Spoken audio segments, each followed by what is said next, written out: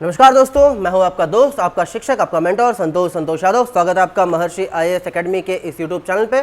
तो जैसा कि मैंने आपसे वादा किया था कि कल से मतलब आज से आपको कुछ वीडियोस मिलना शुरू होंगे कुछ सब्जेक्ट्स के जो कि यूपीएससी के प्रीलिम्स एग्जाम ओरिएंटेड होंगे।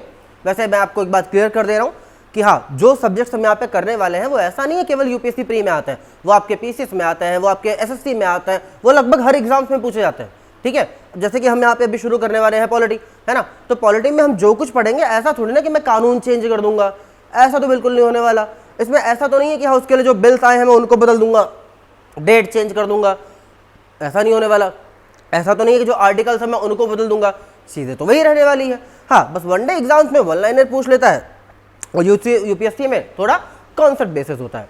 ठीक है, तो हमारी जो ये क्लास होने वाली है ये सारे एग्जाम्स के लिए है। ठीक है, बेसिकली यूपीएससी फोकस्ड है, लेकिन ऐसा नहीं कि इसको पढ़ने से आपको जो है दूसरे एग्जाम्स में फायदा नहीं मिलेगा, बिल्कुल फायदा मिलेगा। ठीक है, तो हम जो सब्जेक्ट को शुरू करने जा रहे हैं दैट्स कॉल्ड पॉलिटी, है ना। क्या शुरू करने वाले हैं? पॉलिटी।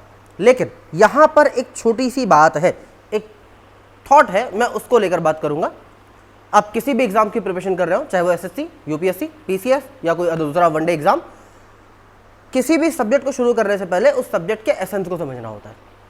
ठीक है, तो मैं थोड़ी सी एसेंस पे बात करता हूँ, और एसेंस को समझने के लिए मैं यूपीएससी के सिलेबस को उठाऊंगा, है ना, कि यूपीएससी के सिलेबस में क्या लिखा हुआ है, क्योंकि वो हमारे लिए जरूरी है। कैसे? समझिए, जब हम बात करते हैं यूपीएससी के सिलेबस को देखते हैं, है ना, तो वहां पर एक टर्म लिखा है कि कॉन्स्टिट्यूशन एंड पॉलिटी, है ना। वहां पर बेटा दो टर्म लिखे हुए हैं। कितने टर्म लिखे हुए हैं? दो टर्म लिखे हुए हैं। सामान्यतः जब आप किसी बच्चे से पूछते हो कि बेटा तुमने कौन कौन से सब्जेक्ट पढ़े, तुमने क्या क्या पढ़ा, तो ये कहता है कि हमने सर पॉलिटी पढ़ा है, पॉलिटी हमने खत्म किया। लेकिन जब हम सिलेबस को देखते हैं तो सिलेबस एग्जैक्टली क्लियरली बोलता है कि भैया आपको कॉन्स्टिट्यूशन और आपको पॉलिटी, इन दोनों चीजों को पढ़ना पड़ेगा। दैट मीन्स केवल पॉलिटी पढ़ने से काम नहीं चलेगा, आपको कॉन्स्टिट्यूशन भी पढ़ना पड़ेगा। केवल कॉन्स्टिट्यूशन पढ़ने से काम नहीं चलेगा, आपको पॉलिटी भी पढ़ना पड़ेगा। इसका मतलब दोनों अलग चीजें होती हैं, ये कोई एक चीज नहीं है। हाँ, ये है कि दोनों एक दूसरे के पूरक हैं। कैसे? उस पर भी बात करूंगा, लेकिन फिलहाल आप ये समझिए कि कॉन्स्टिट्यूशन एक डिफरेंट थिंग होती है और पॉलिटी एक दूसरी। ठीक है, कैसे? तो मैं बात करता हूं पहले कि what is the difference between constitution and polity. ये हमारा आज का टॉपिक है कि हाँ, संविधान में और राज व्यवस्था में अंतर क्या होता है। ठीक है, तो जब बेटा हम संविधान की बात करते हैं तो संविधान बेसिकली क्या है? संविधान एक दस्तावेज है ना। आप इसके नोट्स ऐसे ही डायग्राम में बनाते हुए चलेंगे, या आपके रिवीजन के लिए होगा, है ना। संविधान क्या है? संविधान एक दस्तावेज है जिसके आधार पर, ठीक है, जिसके आधार पर, संविधान एक दस्तावेज है जिसके आधार पर किसी देश का शासन चलाया जाता है।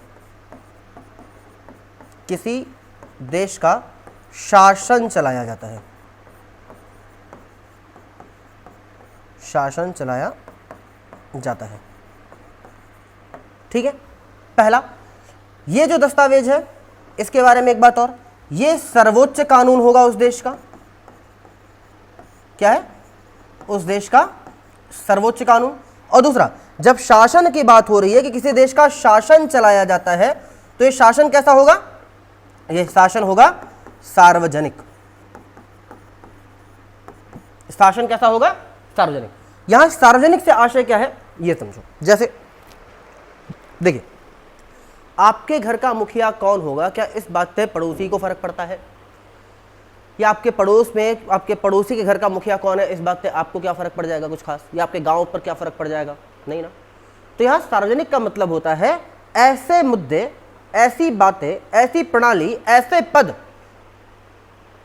जिसका प्रभाव पूरे समाज पर पड़ता हो, पूरे देश पर पड़ता हो, उसे कहा जाएगा सार्वजनिक, है ना। साथ ही उसको संचालित करने के लिए जो धन आदि खर्च हो रहा है वो किसका हो? जनता का, बेसिकली टैक्स, है ना, उसे क्या कहा जाएगा?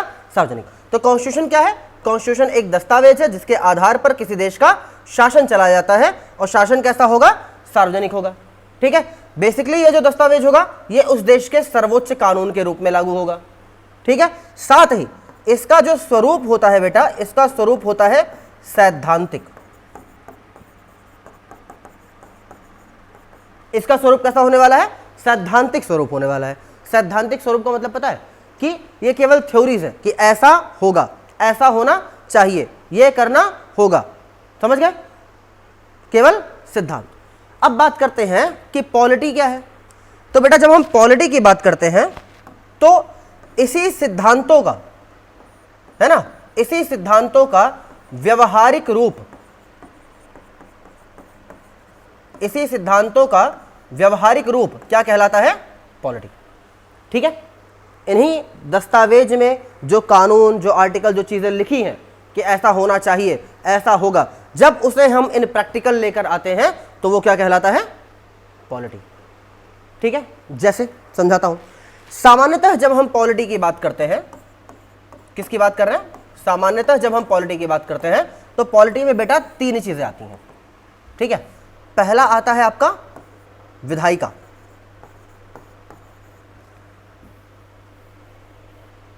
पहला क्या आएगा? आपका विधायिका। ठीक है, दूसरा क्या आएगा? आपका न्यायपालिका, न्यायपालिका, और तीसरा आपका आएगा संस्थाएं। ठीक है, विधायिका, न्यायपालिका और संस्थाएं।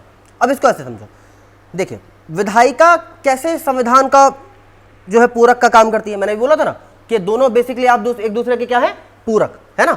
ये क्या है? ये इसका सिद्धांतों का व्यवहारिक रूप है ना। क्या? पॉलिटी, राजव्यवस्था, संविधान का व्यवहारिक रूप है जो कि संविधान को लागू करने में क्या करता है? सहायता करता है।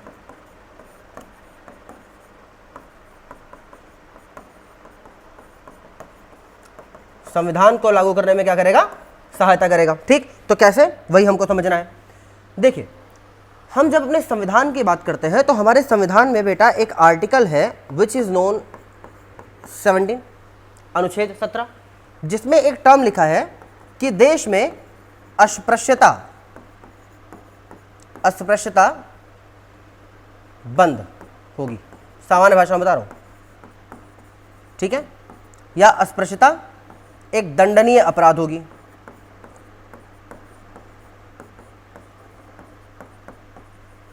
ठीक, देखिए अब ये बात तो कह दिया गया, ठीक, या बंद होगी। ऐसे एक और अच्छी भाषा में लिखे तो अस्पृश्यता का अंत, अस्पृश्यता का अंत। ये कहा गया? ये कहा गया अनुच्छेद 17 में। ठीक, लेकिन आपको एक बात बता दें, ये टर्म तो दे दिया गया कि अस्पृश्यता का अंत होगा, ये संविधान में कह तो दिया गया, लेकिन संविधान में इसकी परिभाषा नहीं है। संविधान में इसकी परिभाषा नहीं है। संविधान में परिभाषा ना होने का मतलब क्या है? कि भैया ये तो कह दिया गया कि हाँ अस्पृश्यता बंद होगी, लेकिन अस्पृश्यता कहते किसको है ये संविधान में डिफाइन नहीं किया गया। अब इसमें आपके वनडे एग्जाम में, आपके पीसीएस में, आपके यूपीएससी में पूछा जा सकता है कि अस्पृश्यता संविधान के किस अनुच्छेद में परिभाषित है, तो आपको पहले से पता होना चाहिए कि कहीं परिभाषित नहीं है। ठीक है, पहला थॉट क्लियर। दूसरा, ये तो कह दिया गया दंडनीय अपराध है, लेकिन संविधान में इसके दंड का प्रावधान भी नहीं है। ना संविधान में इसकी परिभाषा दी हुई है और ना संविधान में इसके दंड का प्रावधान है।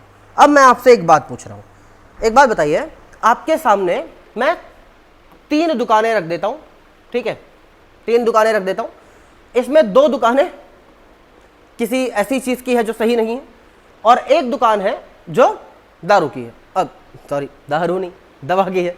ठीक है, 2 दुकानें, कुछ गलत है, कुछ गलत मतलब बेसिकली मैं बात कर रहा हूं दारू की है, और एक दुकान है दवा की। बाहर से तीनों दुकानें बिल्कुल सेम दिखती हैं, एग्जैक्टली सेम, उससे निकलने वाले लोग भी सेम दिख रहे हैं, सेम कंडीशन में, कोई दिक्कत नहीं है। ठीक, बाहर से देख के आप पहचान नहीं पा रहे हो। और मैं कहता हूं एक काम करो, आप किसी एक दुकान में घुसो, लेकिन अगर तुम दारू की दुकान में घुस गए तो तुम्हें सजा हो जाएगी।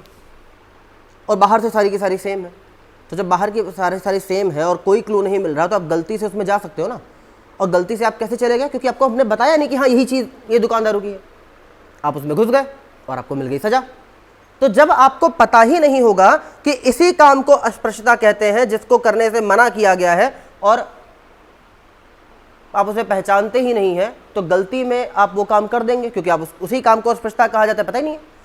तो जब गलती से वो काम आप कर देंगे तो आपको सजा मिल जाएगी। तो एक कमी है या नहीं है ना? तो क्या ये हमारा संविधान का यह अनुच्छेद ठीक तरीके से लागू हो रहा था? नहीं। संविधान में कह तो दिया गया, लेकिन इसकी संविधान में न ही परिभाषा थी, न ही दंड का प्रावधान था, जिसके चलते अनुच्छेद 17 ठीक से लागू नहीं हुआ। तो ऐसे में जो हमारी विधायिका है ना, हमारी विधायिका ने इस अनुच्छेद को लागू करने के लिए कानून बनाया। क्या बनाया? कानून बनाया। और इसी कानून में पहला जो कानून बना वो था अस्पृश्यता निवारण अधिनियम। अस्पृश्यता निवारण अधिनियम 1955। बाद में इसी का नाम बदल दिया गया और कर दिया गया नागरिक अधिकार संरक्षण अधिनियम। कब? 1976। और बाद में इनमें कुछ कमियां थी, क्योंकि ये दोनों कानून केवल और केवल किसके लिए काम कर रहे थे? एसटी के लिए। एसटी कैटेगरी के लिए काम नहीं करते थे। तो ऐसे में एक कानून और बना, SC एंड ST एक्ट। ये इसका शॉर्ट फॉर्म है, इसको नॉर्मली कहा जाता है अनुसूचित जाति एवं अनुसूचित जनजाति अत्याचार निवारण अधिनियम। पूरा नाम यह है इसका। ठीक है। ये कब आया? 1989 में। बाद में इसमें संशोधन भी हुआ। कब हुआ संशोधन? 2015 में। और बताया गया कि 47 काम जो है उसे अस्पृश्यता कहा जाता है, और इन्हीं के थ्रू, इन्हीं अधिनियमों के थ्रू दंड का प्रावधान भी कर दिया गया। तो जिस व्यक्ति को ये नहीं पता था कि हाँ यही काम अस्पृश्यता होती है, जब संसद ने, हमारी विधायिका ने कानून बना दिया और लोगों को बता दिया कि जो संविधान में अस्पृश्यता की बात की गई है वहां अस्पृश्यता का अर्थ इससे है, और वो करोगे तो ये दंड मिलेगा, तो अब लोग क्या उसे अनजाने में करेंगे? नहीं। और अगर जानबूझ के कर रहे हैं तो उनसे निपटने के लिए हमारी न्यायपालिका है, क्योंकि दंड का प्रावधान तो यहां पर दिया हुआ ही है। यहां तक की बात क्लियर हो गई? तो क्या अनुच्छेद 17 जो पहले लागू नहीं हो पा रहा था परिभाषा और दंड के प्रावधान न होने के कारण, विधायिका ने कानून बनाकर उसे लागू किया, है ना? क्योंकि अब लोग अवेयर हो जाएंगे कि हाँ ये पर्टिकुलर चीज क्या कहलाती है? अस्पृश्यता।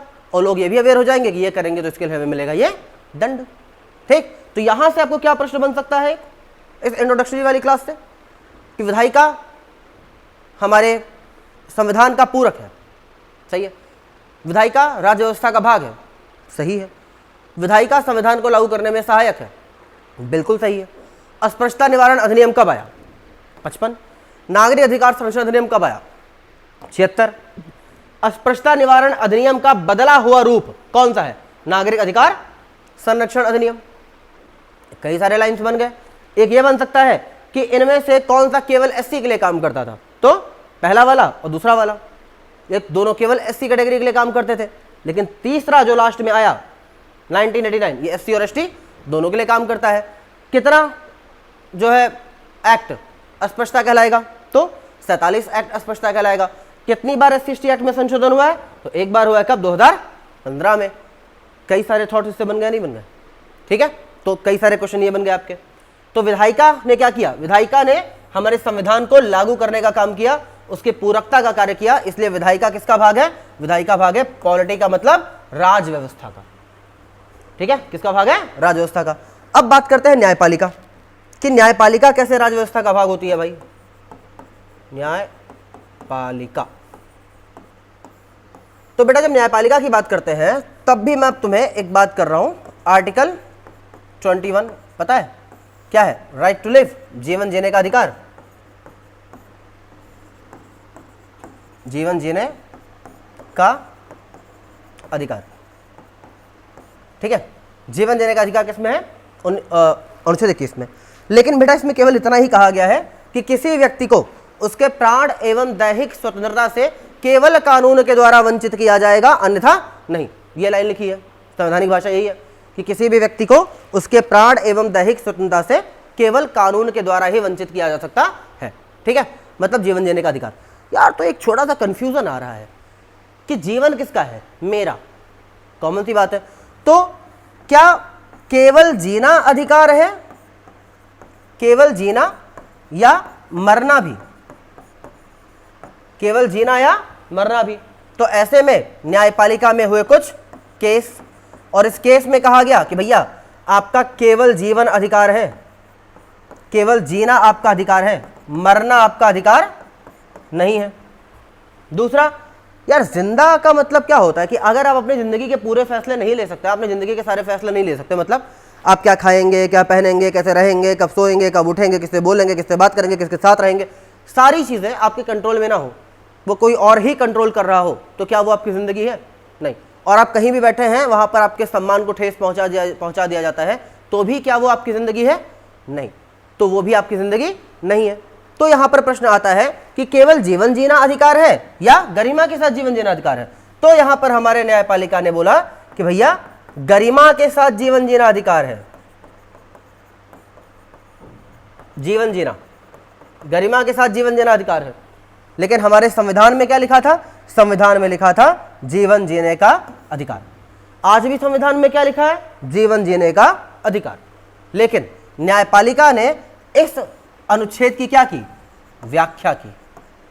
न्यायपालिका ने इसकी व्याख्या की और इसमें कई चीजों को ऐड कर दिया, जैसे पासपोर्ट रखने का अधिकार, ठीक है, प्राइवेसी का अधिकार, रोजी रोटी कमाने का अधिकार, अर्न करने का, ठीक है, निद्रा का अधिकार, right to sleep, clean environment, स्वच्छ पर्यावरण का अधिकार, ठीक है। ये सारी चीजों को क्या किया न्यायालय ने?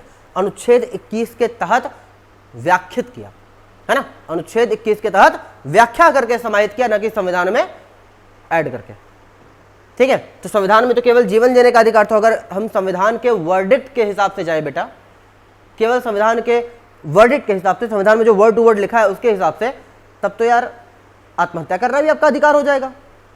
ये गलत है। दूसरा, कोई आपको बंदिश बना के रख सकता है, बंदी बना के रख सकता है, और जब आप बोलेंगे हाँ मेरे राइट टू, इसका जीवन जीने का अधिकार का, राइट टू लिव का वायलेशन हो रहा है, तो बोलेगा क्या है? जिंदा तो हो, सांस तो ले ही रहो ना, ठीक है। इसलिए न्यायालय ने अनुच्छेद 21 की क्या की? व्याख्या की, और व्याख्या करके कई सारी चीजों को ऐड किया अनुच्छेद 21 के तहत। हाँ, एक बात याद रखिएगा, ये सारी चीजें संविधान में लिखी हुई नहीं है, ये किसी न किसी केस में सुप्रीम कोर्ट ने बोला है कि हाँ अनुच्छेद 21 के तहत ये भी आता है। लेकिन अगर कभी प्रश्न आ जाए, जैसे एक प्रश्न मैं यहां बता ही देता हूं कि पासपोर्ट रखने का अधिकार, पासपोर्ट रखने का अधिकार अनुच्छेद 21 में लिखित है, तो आप बोलेंगे नहीं, लिखित नहीं है, अनुच्छेद 21 में पासपोर्ट रखने का अधिकार लिखित नहीं है। लेकिन अगर कभी प्रश्न यह जाए कि पासपोर्ट रखने का अधिकार किस अनुच्छेद के तहत आता है, किस अनुच्छेद के तहत आता है, तो आप वहां पर बोलेंगे भैया अनुच्छेद 21 के तहत आता है, ठीक है। यहां तक की बात क्लियर है? कोई दिक्कत है? नहीं? चले तो फिर आगे बढ़ते हैं, ठीक। तो ऐसे निद्रा का अधिकार क्या लिखित है 21 में? नहीं, लिखित नहीं है, लेकिन इसके अंतर्गत आता है, तो 21 के अंतर्गत आता है। यहां तक की बात खत्म, ठीक। तो इस प्रकार से जो न्यायपालिका होती है वो भी हमारे संविधान को लागू करने का काम करती है, इसलिए न्यायपालिका भी आती है राजव्यवस्था के भाग में। तीसरा मैंने लिखा था संस्थाएं। अब संस्थाएं कैसे राज्य व्यवस्था होती हैं? तो बेटा ये समझने के लिए तुम्हें यह जानना पड़ेगा कि संस्थाएं होती कितने प्रकार की हैं। यहां से भी प्रश्न उठता है भैया, यूपीएससी भी उठाता है, एसएससी भी उठाता है और पीसीएस भी उठाता है ना। तो आपको ये भी बता देता हूं कि संस्थाएं कितने प्रकार की होती हैं, ठीक। तो संस्थाएं होती हैं बेटा बेसिकली 3 प्रकार की। एक होती है संवैधानिक संस्था,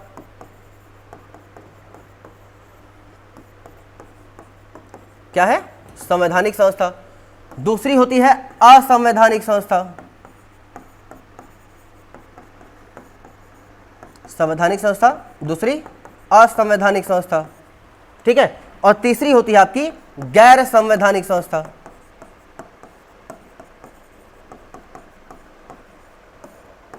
गैर संवैधानिक संस्था, ठीक है। जैसे समझने के लिए अगर मैं बात करके बताऊं तो संवैधानिक संस्था को बोलते हैं इंग्लिश में कॉन्स्टिट्यूशनल बॉडी,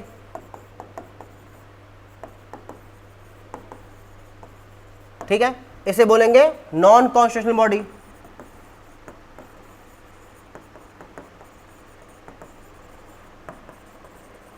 या इंस्टीट्यूशन, ठीक है। इसे बोलेंगे एक्स्ट्रा कॉन्स्टिट्यूशनल बॉडी,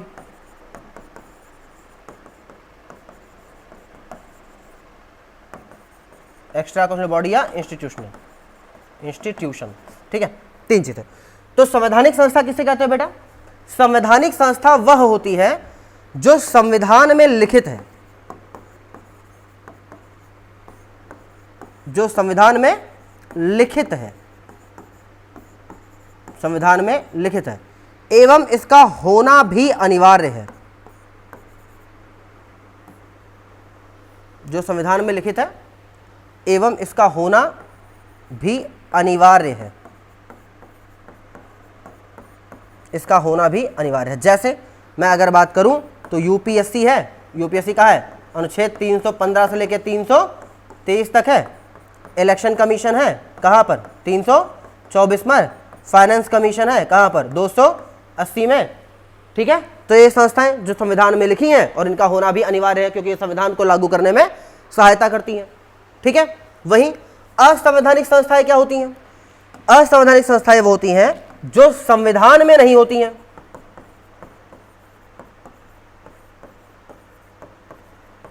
संविधान में नहीं होती हैं और होनी भी नहीं चाहिए। होनी भी नहीं चाहिए मतलब संविधान इसकी क्या करता है? संविधान इसकी करता है मनाही। संविधान करता है इसकी मनाही। जैसे आपने एक नाम सुना होगा ULFA, united liberation front of Assam. ठीक है, या कोई छोटा मोटा ऐसा समूह, ऐसा ग्रुप, ऐसी संस्था जो देश के संविधान के मूल्यों को लागू करने में क्या करती हो? परेशानी खड़ी करती हो। क्या संविधान चाहेगा वो रहे? वो ना रहे। तो ना संविधान में होती हैं, न ही संविधान इनको लागू करने की बात करता है। ये देश में होनी भी नहीं चाहिए क्योंकि संविधान इनकी मनाही करता है। तो एक तो ये हो गई। अच्छा, अगर कभी आ जाए कि यूपीएससी कैसी संस्था है तो भैया संवैधानिक संस्था है। इलेक्शन कमीशन संवैधानिक, फाइनेंस कमीशन संवैधानिक क्योंकि संविधान में है और इनका होना भी अनिवार्य है। असंवैधानिक ये संस्थाएं जो संविधान में है भी नहीं और होनी भी नहीं चाहिए। एक बेटा तीसरे प्रकार की संस्थाएं आती हैं जिसे कहा जाता है गैर संवैधानिक। ठीक है, तो गैर संवैधानिक को हम यहां पे शुरू करते हैं। आप वहीं पे अपना डायग्राम में ऐड कर लीजिएगा। गैर संवैधानिक, तो बेटा गैर संवैधानिक संस्थाएं दो प्रकार की होती हैं। एक होती है सांविधिक, स्टैचुरी। ठीक है, और एक होती है कार्यकारी। ठीक है, सांविधिक वो होती है संसद के कानून से जो बनती हो।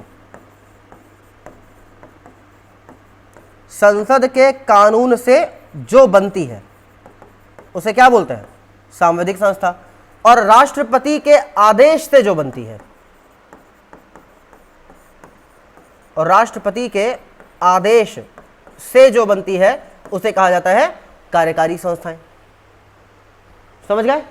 ये दोनों संविधान में तो नहीं होती। ठीक है, ये दोनों संविधान में नहीं है, संविधान में लिखित तो नहीं है, लिखित नहीं है, परंतु व्यवहार में होनी चाहिए। व्यवहार में होनी चाहिए क्योंकि यह संविधान को लागू करने में क्या करता है? सहायता करता है। ठीक है, तो जब ये दोनों संस्थाएं, ये संस्था, इसके जो एग्जाम्पल्स होंगे आगे हम लेक्चर्स में देखेंगे। जो ये संस्थाएं हैं जब इस संविधान को लागू करने में सहायता कर रहे हैं, संविधान के भाव को पूरा कर रहे हैं, संविधान के उद्देश्यों को पूरा कर रहे हैं, तो इनका होना चाहिए ना भाई, ये होने चाहिए। ठीक है, तो इन्हें कहा जाता है गैर संवैधानिक संस्था। अब मैं फिर से अपनी बात पर आता हूं। कॉन्स्टिट्यूशन क्या था? कॉन्स्टिट्यूशन दस्तावेज था जो किसी देश का सर्वोच्च कानून होता है, जिसके आधार पर किसी देश का शासन चला जाता है। शासन कैसा? सार्वजनिक होता है। इसका स्वरूप कैसा होता है? सैद्धांतिक। और इसको व्यवहार में जब हम लागू करते हैं, है ना, तो इसको लागू करने में जितनी चीजें हमारी सहायता करती हैं वो सारी चीजें क्या कहलाती हैं? पॉलिटी। और इसको लागू करने में सहायता क्या कर रहा है? पहला विधायिका, कैसे? कानून बनाकर। दूसरा न्यायपालिका, कैसे? न्यायपालिका कैसे? अपने निर्णय देकर, है ना। अपने निर्णय में क्या करता है? वो अपने निर्णय में व्याख्या करता है। क्या करता है? व्याख्या करता है। किसका? संविधान का।